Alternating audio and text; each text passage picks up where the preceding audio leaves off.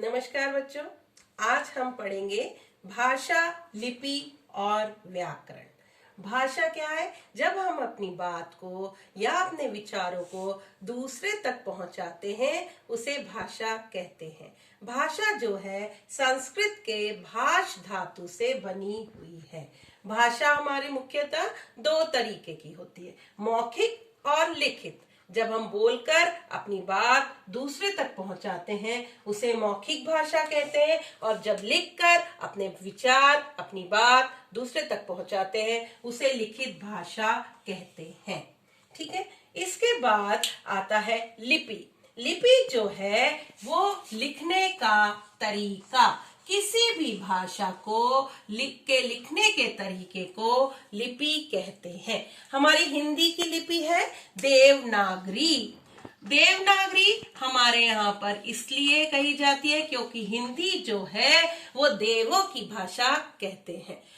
मराठी, गुजराती सभी देवनागरी में लिखी जाती है। पंजाबी गुरुमुखी में लिखी जाती है। बंगला जो है बंगाली के लिए प्रयोग की जाती है। तो देवनागरी जो है ये हमारी हिंदी की लिपि है। अब अंग्रेजी की लिपि रोमन। लेकिन लिखने के तरीके की एक बात और मैं आपको बताऊंगी। तुम क्या कर रहे हो, ये मैंने किस लिपि में लिखा है?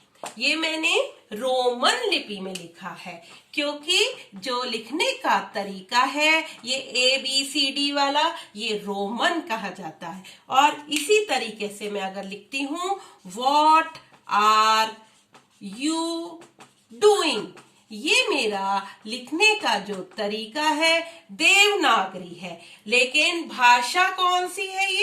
ये भाषा जो है ये अंग्रेजी है। तो किसी भी भाषा को जो लिखने का तरीका होता है उसे लिपि कहते हैं। व्याकरण, व्याकरण किसी भी भाषा का पढ़ना, लिखना और बोलने के शुद्ध रूप को जब दर्शाता है उसे व्याकरण कहते हैं। तो आज हमने पढ़ा भाषा, लिपि और व्याकरण। जो हमारी हिंदी भाषा है इसमें जो 3 तरीके का, एक मातृभाषा, राष्ट्रभाषा, राजभाषा, मानक भाषा। जो मातृभाषा है वो जो मम्मी से, अपनी मदर से बच्चा पहली बार सीखता है उसको हम मातृभाषा कहते हैं। राष्ट्रभाषा, भाषा जिसमें